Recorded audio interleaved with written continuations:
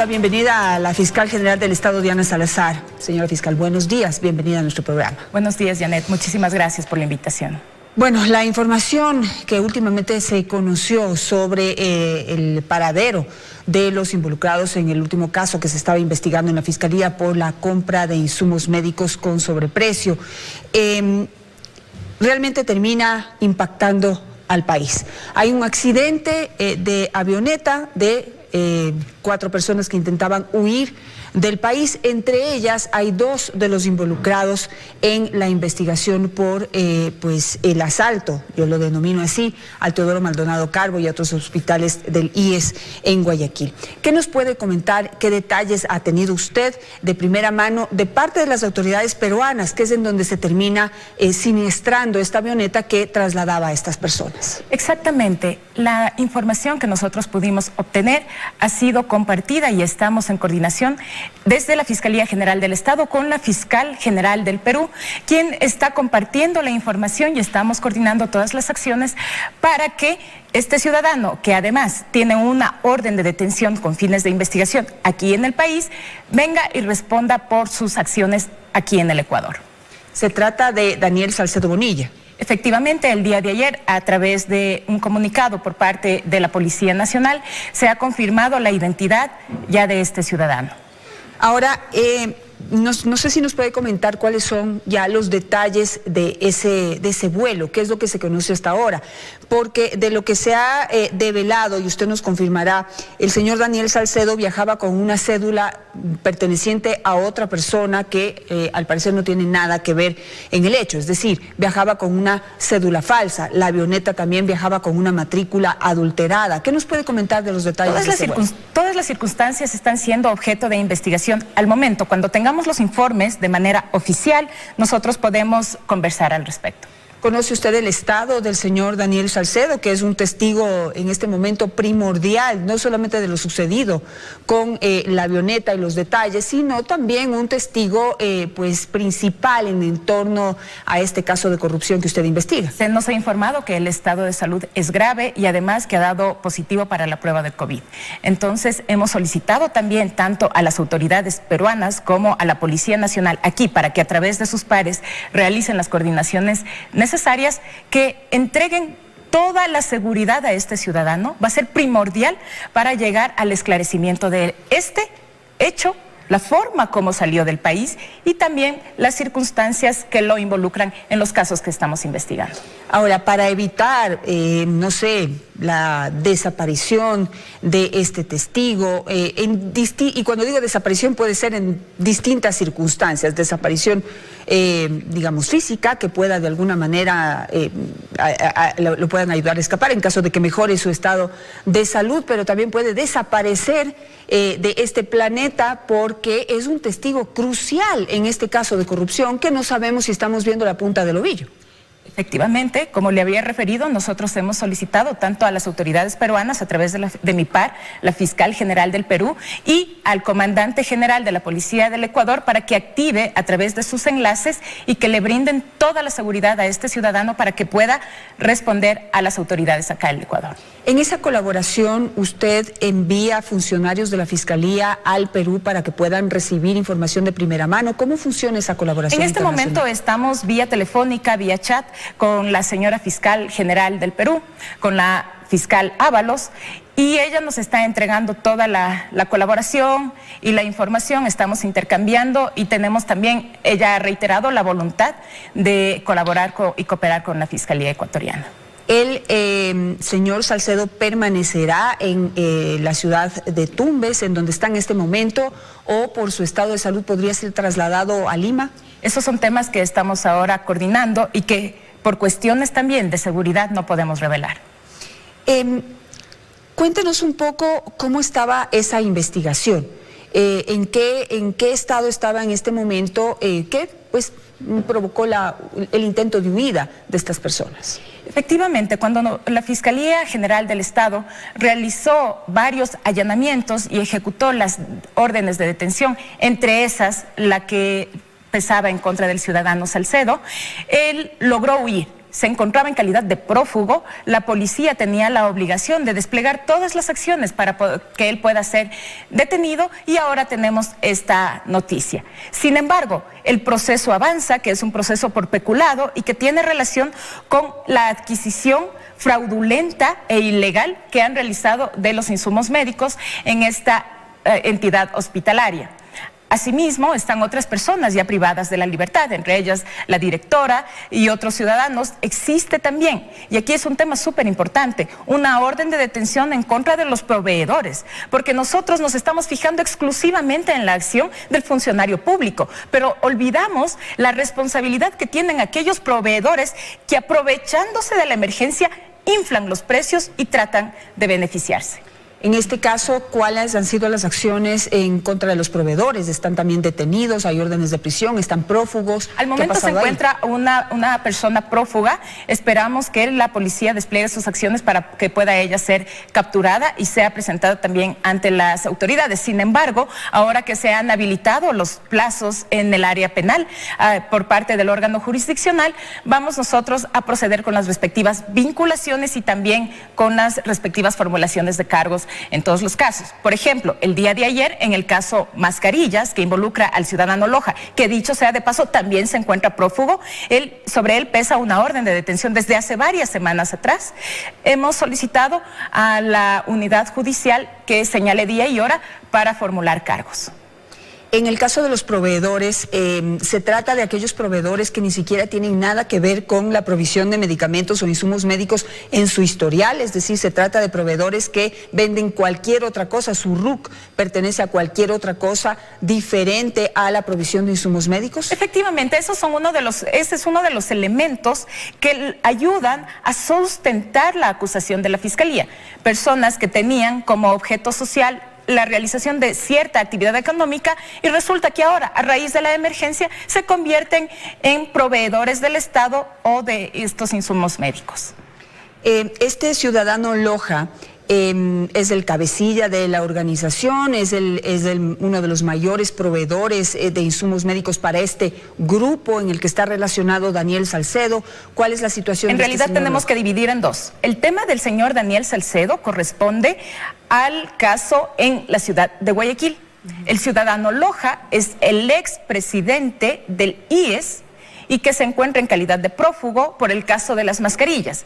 Más o menos, si tenemos un poquito de memoria, con este tema del sobreprecio en las mascarillas es que arrancó toda esta información sobre el abuso que se estaría realizando en las adquisiciones durante esta etapa de emergencia.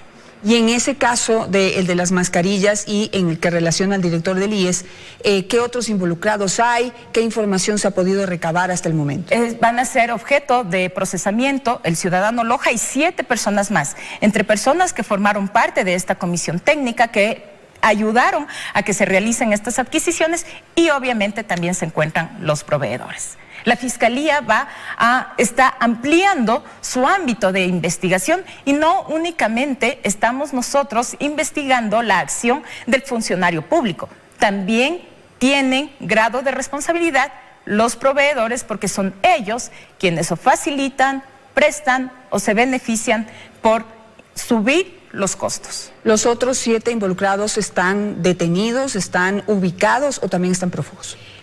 Ellos van a ser convocados a esta audiencia, vamos a solicitar las respectivas medidas cautelares y vamos a ver la respuesta que tenemos por parte del órgano jurisdiccional y que luego la policía pueda realizar su trabajo.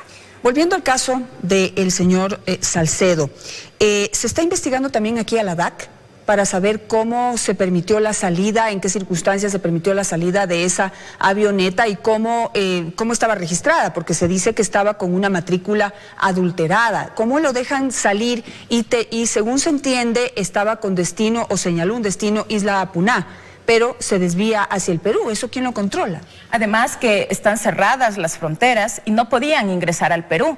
Entonces estos hechos supervinientes tienen que ser objeto de una nueva investigación. Ya no precisamente por el peculado en el que se encuentra el señor Salcedo, sino todas estas otras circunstancias que envuelven a su fuga. Y los dueños de la avioneta, que son la familia Adum, van a ser llamados a declarar, han manifestado que la avioneta fue robada, es lo que dicen hasta el momento, pero pues dentro de la investigación, ¿cuál es su situación? Bueno, ahora con esta nueva investigación, todas las personas que tengan algún tipo de relación, por lo menos tendrán que comparecer, justificar la razón de sus dichos y luego la Fiscalía tomará las decisiones que correspondan. Igual en torno al caso del señor Salcedo, a él se lo ha relacionado dentro del grupo Bucaram, que en este momento también pues hay algunos que están fuera del país. Y ahí se lo detuvo al expresidente Abdalá Bucaram, quien ahora está cumpliendo prisión preventiva en su domicilio, entiendo que por su edad. Pero ¿cuáles son las circunstancias y el relacionamiento o el vínculo de la familia Bucaram al caso en el que está el señor Salcedo? Bueno, la Fiscalía General del Estado en su momento ejecutó una orden de allanamiento. Encontramos en el domicilio del expresidente, del señor Bucaram, insumos médicos, mercancía que coincide con aquella encontrada en uno de los hospitales que están siendo objeto de nuestra investigación. Fiscalía va a tomar las decisiones que correspondan en su momento y una vez que sean presentadas ante los jueces podemos conversar e informar. Sin embargo, esta vinculación del señor Salcedo corresponde específicamente a esta investigación. Si ahora se encuentran directamente y estrechamente relacionados, por ejemplo, el día de ayer pudimos ver nosotros en un reportaje que salió aquí en el noticiero a la 1 de la tarde, que el ciudadano Bucaram se estaría alojando en la vivienda del señor Salcedo. Todos estos elementos, y que no son chismes, que no son noticias de Twitter, lo que hace la Fiscalía es corroborar esa información y cuando tengamos las pruebas suficientes presentamos ante los jueces. Y también yo quisiera tocar el tema del señor Bucaram, que mucho se está tejiendo y se trata de sostener que la Fiscalía está permitiendo la impunidad porque solicitó la medida de arresto domiciliario para el ciudadano Bucaram. Todos los ecuatorianos debemos conocer que nuestra Constitución, vigente desde el año 2008, establece que aquellas personas que se encuentran entre los grupos vulnerables, ya voy a explicar qué es un grupo vulnerable, no pueden permanecer privados de la libertad a menos que sobre estas personas pese una sentencia ejecutoriada. Entonces, ¿quiénes forman parte de estos grupos vulnerables? Las personas mayores de 65 años, que es el caso del señor Bucaram, las personas que se encuentran embarazadas o que tengan una enfermedad terminal o rara. Eso establece la ley, no la Fiscalía, no Diana Salazar. Entonces, la Fiscalía, conocedora de las leyes, conocedora del derecho, tiene que aplicar lo que nos establece la norma y solicita que el ciudadano enfrente los cargos en su domicilio. Esto no significa que ha sido liberado, que ha sido declarado inocente y únicamente lo que tiene que hacer es enfrentar sus cargos, este procesamiento, en su domicilio. De obtener una sentencia condenatoria, él tendrá que ser trasladado al centro de privación de libertad que sea destinado para el efecto. Y esto no sucede únicamente con el procesado Bucaram o con otro, sino con todas las personas que tengan esa calidad. Todas las personas mayores de 65 años tienen derecho a permanecer en su casa mientras se los procesa. Ahora, ¿tiene vigilancia en su domicilio? Porque, digamos, ya hay antecedentes, ¿no? 2 de los familiares están ya fuera del país, 2 de sus hijos. Entonces, quizás la gente teme por eso, ¿no? Que se aprovechen de esta normativa a favor de las personas que pertenecen a grupos vulnerables y en algún momento vayan a golpearle en su casa y ya no esté. Ya no se encuentre. Justamente se encuentra con la medida de arresto domiciliario. Eso significa que va a tener vigilancia policial permanente y ya es responsabilidad de la Policía Nacional garantizar que el ciudadano no huya y de tener algún indicio, alguna evidencia de que él está tratando de evitar la acción de la justicia, se pone en conocimiento de la Fiscalía, nosotros ponemos a su vez en conocimiento de los jueces y ahí sí pierde esta posibilidad de encontrarse en su domicilio y se tiene que él ir a guardar prisión. Ahora, ¿cuál es la situación legal del señor expresidente Abdalá Bucaram? Toda vez que en el momento que se le realizó la detención, se dijo que era porque portaba un arma sin permiso, pero no sé si tiene entonces dos procesos, es decir, por tener en sus manos y en su domicilio en ese momento estos insumos médicos relacionados al caso del Teodoro Maldonado Carbo, y otro paralelo por el porte de armas. ¿Cuál es la circunstancia legal de él en este momento? Por el momento, él se encuentra procesado por la tenencia ilegal de esta arma. Sin embargo, está siendo objeto de investigación por la evidencia encontrada en su domicilio que corresponden a insumos médicos y que no presentó en ese momento los respectivos justificativos que den cuenta del origen, la razón o el por qué él mantiene esta mercancía en su domicilio. Ahora, hasta el momento, los Bucaram han negado cualquier tipo de relación con este caso. Sin embargo, en esta investigación que hizo 24 horas sobre el domicilio en donde se encuentra en este momento Abdalá Bucaram Puley, hijo del expresidente Abdalá Bucaram, dan cuenta de que ese domicilio pertenece o estaría a nombre de Daniel Salcedo, un joven de 28 años apenas que en pocos años ha logrado acaudalar una fortuna increíble. Y esto es lo que dice Dalo Bucaram. Teníamos un byte sobre lo que él dijo ante las cámaras de 24 horas. A ver si me ayudan con ese byte. Y no tengo autorización de mis amigos para decir que estaba en sus viviendas. Es donde me he estado quedando. Yo he dicho públicamente que el señor Salcedo es mi amigo, nunca lo he negado. He dicho que es un empresario que lo he conocido como un hombre honesto, que me ha respaldado en mi campaña 2017 y que pienso que está siendo perseguido sencillamente por tener amistad conmigo. Bueno, reconoce que el domicilio en donde está pertenece al señor Daniel Salcedo, lo hace en una siguiente pregunta, y reconoce que es su amigo que ha financiado su campaña electoral.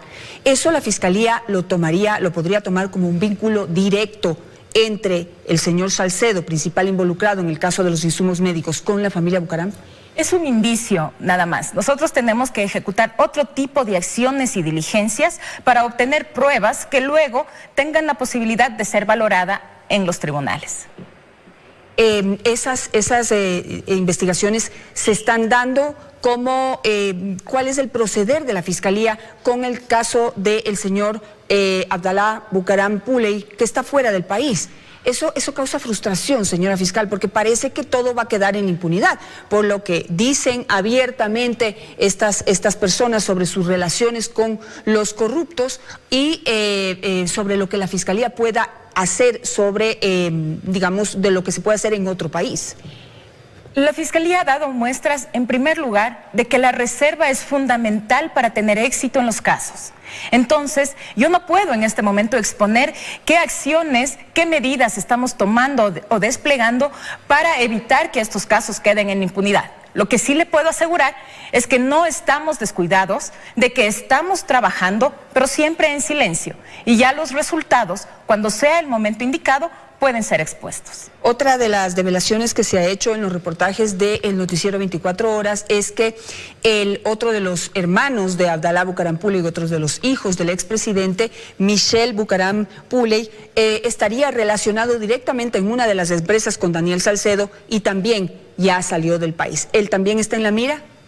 Todas las personas sobre quienes se encuentre algo que investigar son objeto de este análisis para Fiscalía. Por último, y para cerrar este caso es específicamente todas las acciones que se están tomando son específicamente sobre lo relacionado con la emergencia, porque sobre las irregularidades en la compra de insumos médicos, tanto en el Teodoro Maldonado Carbo como Ceibos, hace un año la Comisión Anticorrupción hizo ya una denuncia y develó, digamos, y denunció a varias personas que estarían involucradas en ese hecho, entre ellos un señor Llanos. La Comisión Anticorrupción identifica 6 grupos que estarían involucrados en el desfalco a los hospitales del IES en el Ecuador.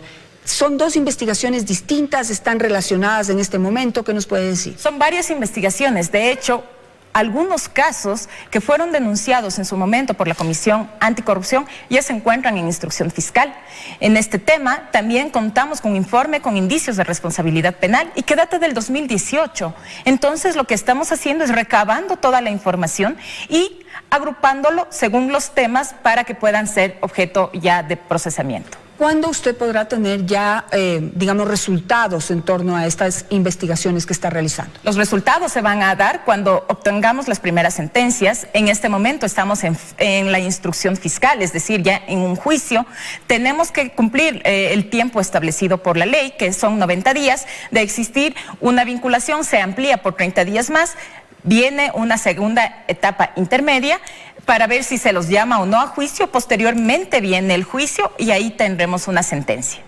Perfecto, nos vamos a ir a un corte comercial porque este es apenas uno de los casos que en este momento la Fiscalía General del Estado está investigando en torno a la adquisición de insumos médicos por la emergencia y que tienen irregularidades. También hay otros casos sobre los que nos gustaría consultarle. Regresamos enseguida con la Fiscal General del Estado.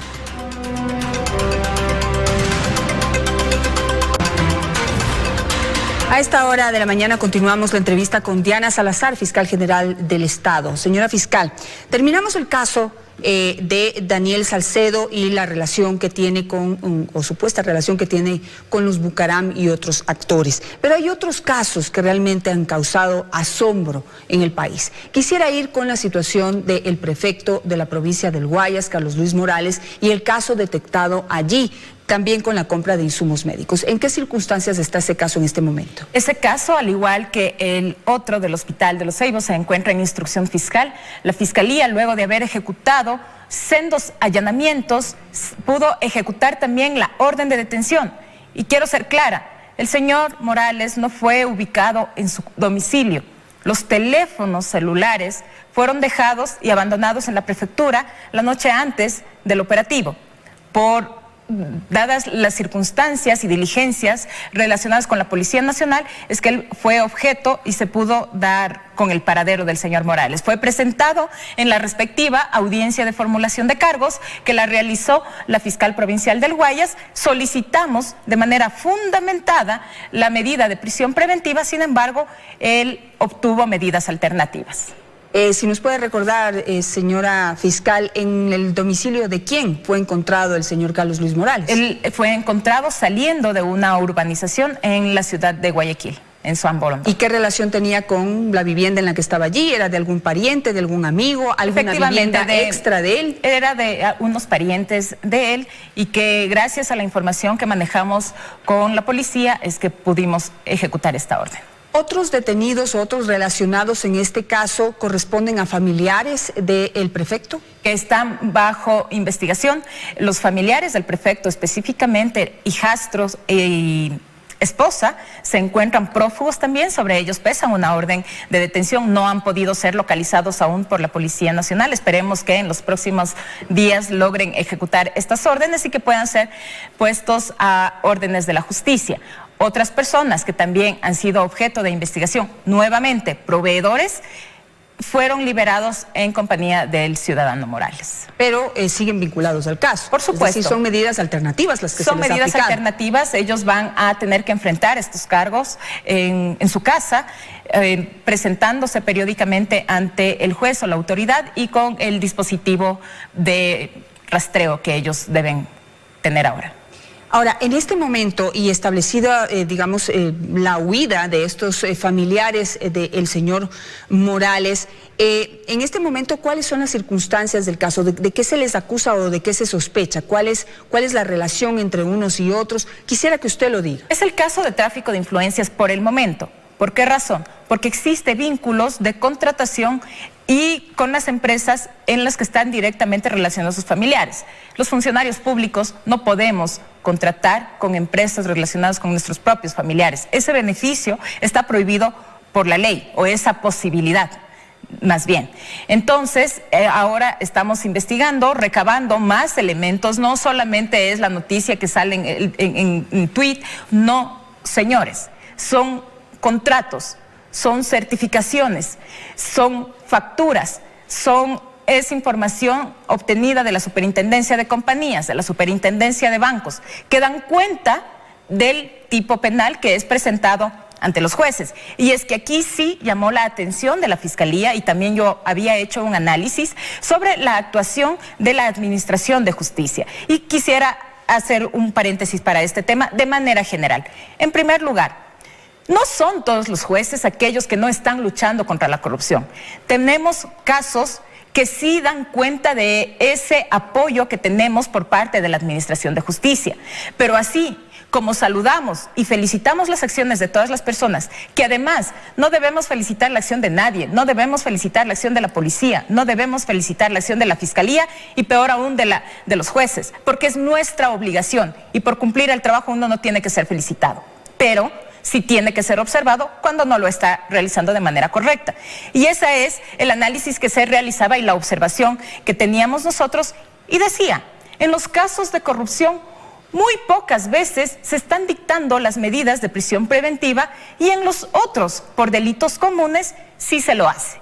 Se manifiesta, y es que así está la norma, nosotros también somos respetuosos, de que la prisión preventiva es una medida de última ratio, es decir, excepcional. No se la debe aplicar sino cuando sea extremadamente necesario. ¿Para qué? Para precautelar que los casos no queden en la impunidad y que no se obstaculice la acción de la justicia. Esos son parámetros o estándares establecidos por la Corte Interamericana de Derechos Humanos y el Sistema de Derechos Humanos. Pero me he tomado el tiempo de tomar una estadística, y resulta que en el Ecuador el 50% de los procesados por delitos comunes se encuentran privados de la libertad, mientras que solo el 20% de personas señaladas por actos de corrupción tienen esta medida.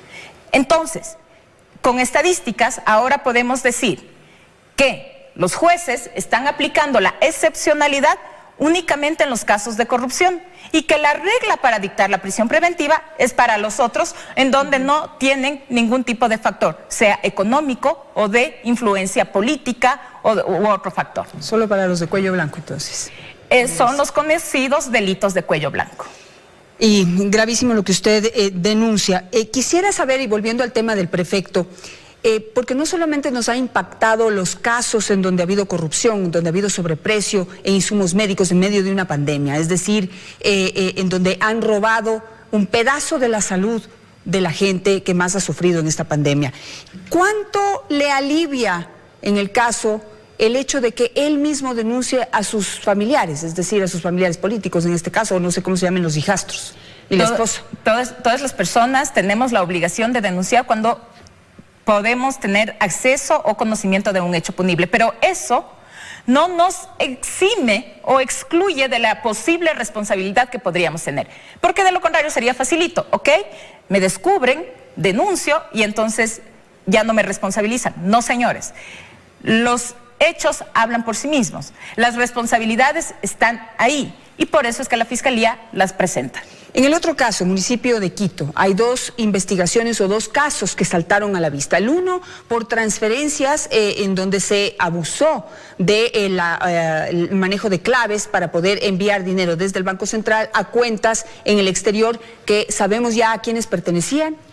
Estamos nosotros en la fase de investigación previa, por tanto no podemos hablar, pero sí podríamos referirnos un poquito más sobre el caso en el que el gerente de la empresa de EMAP se encuentra privado de la libertad, precisamente porque encontramos también sobreprecios en la adquisición de insumos o productos durante la emergencia. Y en ese caso, ¿cómo está la investigación? Estamos avanzando en este tema, como ya tenemos habilitados los plazos, los términos, ya no tenemos ninguna restricción para practicar las diligencias que correspondan y, de ser necesario, realizar las vinculaciones o cualquier otro acto que amerite. Y en el otro caso está en investigación previa pero, digamos, está atrás de los detalles de estas transferencias. Efectivamente, tenemos toda la información, estamos recopilando los elementos y en el momento en que ya tengamos la estructura del caso con los posibles responsables, podemos nosotros dar el siguiente. ¿Tienen relación un caso con el otro? Es decir, no tanto por el objeto del caso,